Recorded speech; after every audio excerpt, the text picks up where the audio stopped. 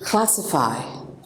Remember that we're talking about when you're trying to write an essay or an article, the different things that you can use. And now we're going to talk about classification, especially if it's mostly about a science article, a science essay, and you want to do classification, and they ask you to probably classify certain things. By the word classify, it means class. It's simple. It's just putting things, arranging things in the same class, the same category. That is classify. To arrange, it's simple. To arrange in the the same kind of classification, the different kind of classes. That is to classify. It is to group. You group or you arrange people or something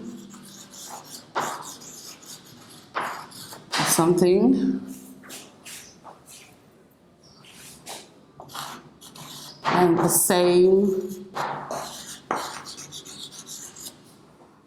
category or system.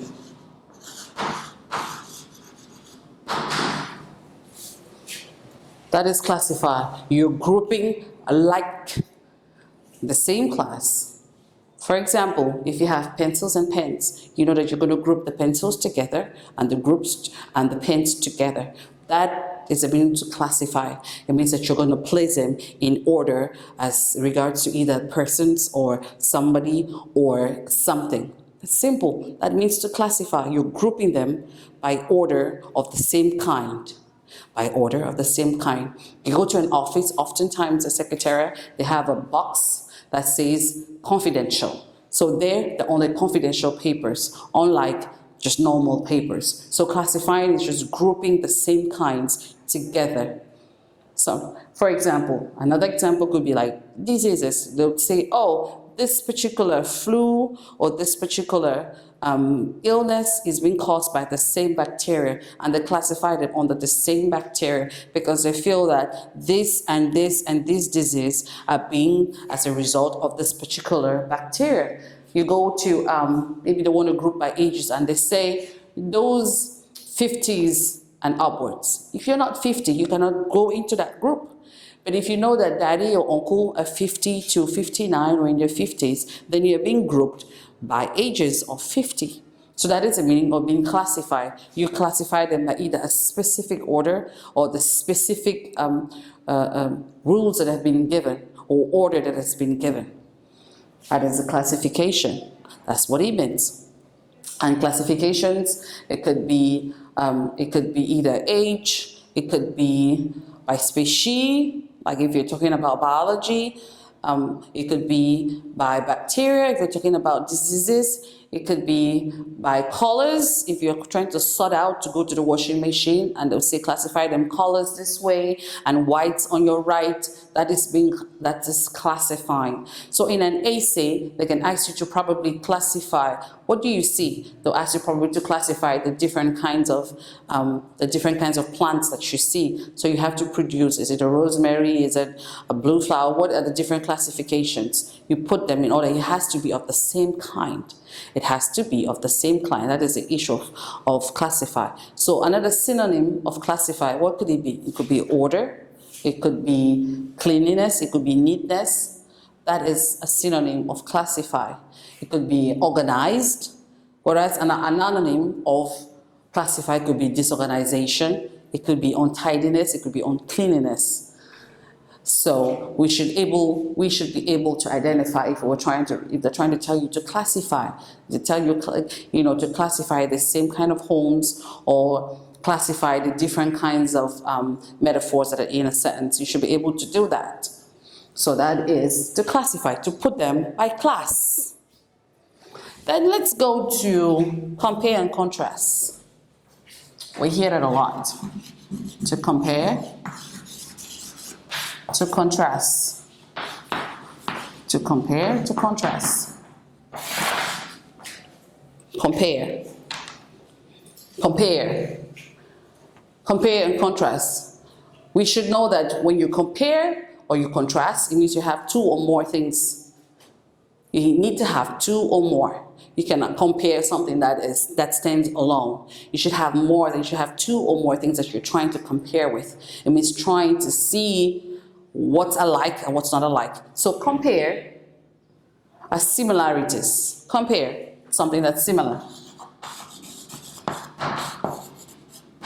Something like.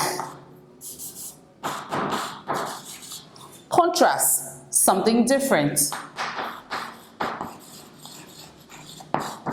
Something unlike.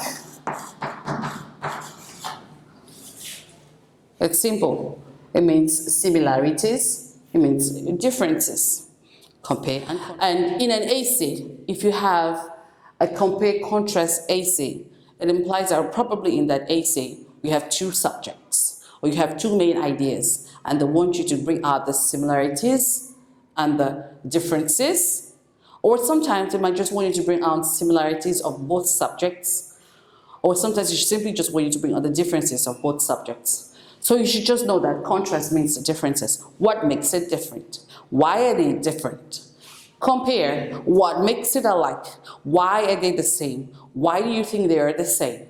And you know that when you use compare, it's not just about in an essay. It's not just about looking at the differences generally. You look at the differences about as far as the content. What are the similarities or differences in the content and in the structure?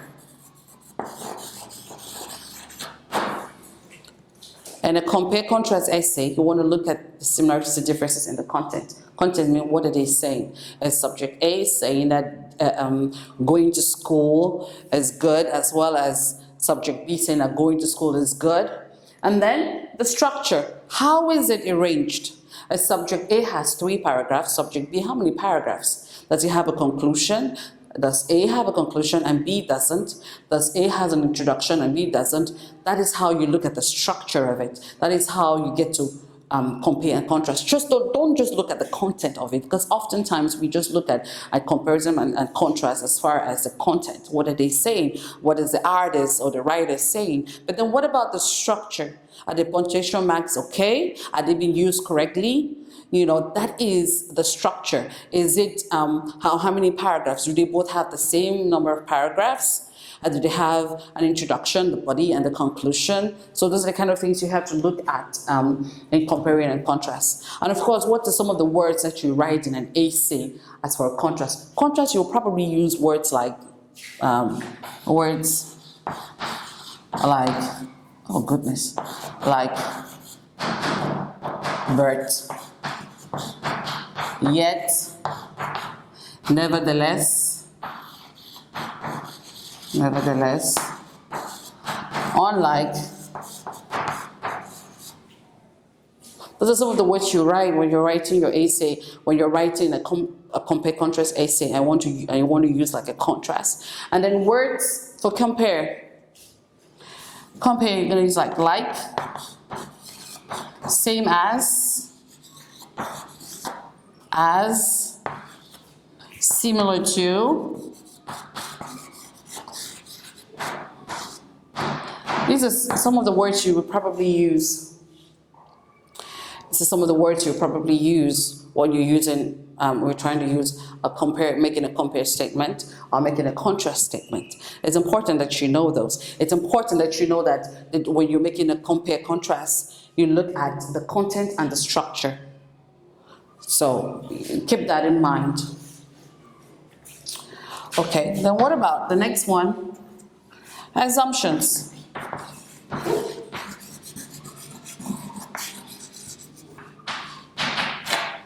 Assumptions. Assumptions are almost like a guesswork. You're guessing. You're not sure. It's uncertainty. That's uncertainty. That's an assumption. It's unchecked. It's unchecked. Hasn't been, it's unproven. That's an assumption. You're thinking. After you've written, done your research and all, or probably you stumble into an article and you want to state it, but you're not sure if it's correct or not. That is making an assumption. You're making an assumption. You're guessing. It's making a statement, but it's not factual in the sense that it hasn't been proven. And so oftentimes we as writers or journally, when you're making a statement in your essay, make sure to state that it's an assumption. Like, make sure you tell them that, you're not sure that it's been tested, but it's been stated that, though not proven, it's been stated that, though not checked, that's how, though not sure, but people make assumptions. So you have to know that. There are a lot of assumptions that we make nowadays, for example, what are some of the assumptions that you're making, in your essays, your day-to-day life? Probably you say, oh, I'm sure that even if I don't study, I'm probably gonna pass my exams. That's an assumption. You're not sure because you're not sure what questions are gonna come. That's an assumption. So oftentimes, assumptions are kind of taken out of essays because they're unproven, they are not factual, they have not been tested, you're not sure, research hasn't been made, and so we don't make fast conclusions, with assumptions. So it's just guesswork that you write in. But oftentimes, even if you make assumptions, please be able to stipulate that, well, this has been tested, it hasn't been proven, but it's been said that. But you're not sure. It's been said that, but you're not sure if it's true or not. But you're assuming that it's true, or you're assuming that it's not true. So assumptions could be either positive or could be either negative, depending on where you stand or where the writer stands. Thank you. Jana tukana masona manga jangale gita do bouger do faywa nga elef to tolo ci examen li nga soxla am na fi to mo gën la sur école